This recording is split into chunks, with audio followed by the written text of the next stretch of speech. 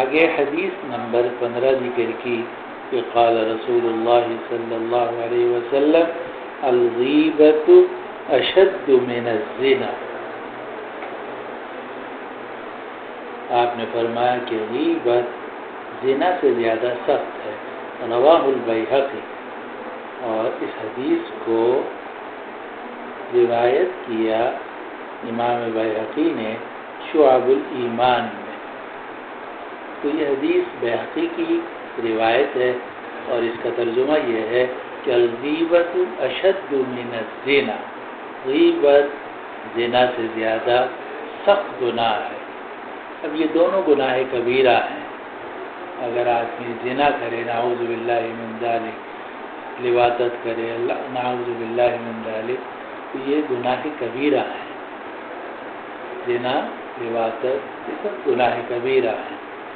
اور اگر غیبت کرے یعنی کسی کی پیٹھ پیچھے اس کی برائی کرے تو یہ بھی گناہ کبیرہ ہے. دونوں گناہ کبیرہ ہیں، لیکن ان میں غیبت جو ہے وہ زیادہ بڑا گناہ ہے. اس کو نبی کریم صلی اللہ علیہ وسلم نے فرمایا کہ غیبت زنا سے زیادہ سخت ہے، یعنی اس کا گناہ اور اس کے برے اثرات زنا سے زیادہ ہیں. اور بعض علماء نے اس کی وجہ یہ لکھی کہ زنا کرنے کے بعد اللہ پناہ میں رکھے، ہم سب کو اللہ پناہ میں رکھے، اللہ پناہ میں رکھے. اگر کبھی کوئی آدمی زنا کرے تو اس کے بعد عام طور سے وہ شرمندہ ہوتا ہے کہ میں نے کیا حرکت کی، میں تو زانی بن گیا. اس کو اور جب شہوت ٹوٹ جاتی ہے اور شہوت ختم ہو جاتی ہے تو آدمی کی طبیعت جو ہے نا خود بخود ڈھیلی ہو جاتی ہے. جب ڈھیلی ہو جاتی ہے تو عام طور سے زانی کو شرمندگی ہوتی ہے، ندامت ہوتی ہے، توبہ کی توفیق ہو جاتی ہے. اور حدیث میں آتا ہے الندم هو التوبہ.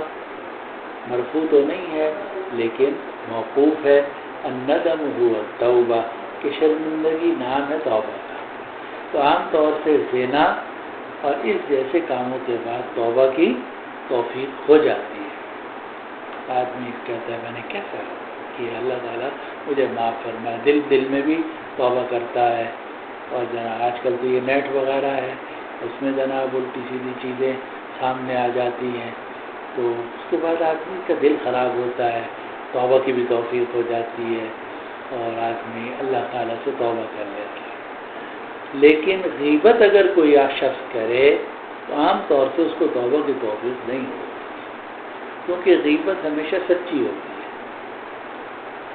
اور غیبت کرنے والا یہ سمجھ کر کرتا ہے کہ میں سچ بات کہہ رہا ہوں.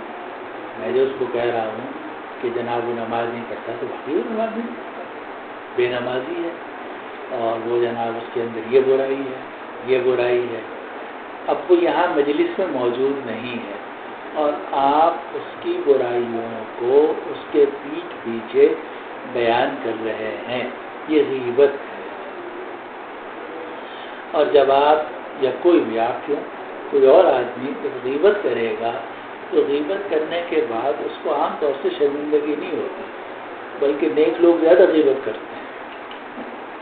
جتنے نیک لوگ ہیں وہ زیادہ غیبت کرتے ہیں اور یہ سمجھتے ہیں کہ بھئی وہ تو ہے ہی گناہ گار. جب گناہ گار ہے وہ تو اتنا کھا گیا اور جناب اس کے ہاں تو رنڈیاں ہوتی ہیں، اس کے ہاں تو یہ اب پتہ نہیں ہوتی ہے نہیں ہوتی، لیکن جناب الٹی سیدھی جو الزامات دوسرے پہ لگ سکتے ہیں لگا دیتے ہیں. بعض ان میں سچے ہوتے ہیں تو وہ غیبت ہوتی ہے، بعض ان میں جھوٹے ہوتے ہیں تو بہتان ہوتا ہے. غیبت بھی گناہ کبیرہ ہے، بہتان بھی گناہ کبیرہ ہے. تو غیبت کرنے کے بعد عام طور سے توبہ کی توفیق نہیں ہوتی، اور بدکاری کے بعد عام طور سے آدمی کو توبہ کی توفیق ہو جاتی ہے، ورنہ کم از کم شرمندگی ضرور ہوتی ہے کہ میں کیسا آدمی ہوں، میں کیسی عورت ہوں، میں نے کیسا کام کیا. تو اس لیے رسول اللہ صلی اللہ علیہ وسلم نے فرمایا الغیبۃ اشد من الزنا. غیبت زنا سے زیادہ سخت گناہ ہے، یعنی دونوں گناہ کبیرہ ہیں، لیکن زنا سے عام طور سے توبہ کی توفیق ہو جاتی ہے، لیکن غیبت سے عام طور سے گناہ کی توبہ کی توفیق نہیں ہوتی، اس لیے غیبت زنا سے زیادہ سخت۔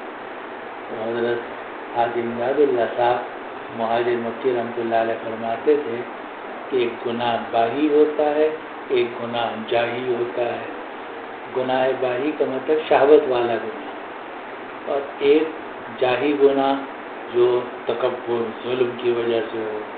تو فرمایا گناہ جاہی سخت ہوتا ہے گناہ باہی سے، کیونکہ جو شہوت والا گناہ ہے اس میں شرمندگی ہو جاتی ہے اور توبہ کی توفیق ہو جاتی ہے، اور جو تکبر والا گناہ ہے جیسے غیبت ہے، بہتان ہے، اس میں توبہ کی توفیق نہیں ہوتی۔ اللہ تعالی ہمیں زنا سے بھی محفوظ رکھے، غیبت سے بھی محفوظ رکھے، اور پاک صاف زندگی ہمیں نصیب کرے۔ الغیبت اشد من الزنا، غیبت زنا سے زیادہ سخت ہے۔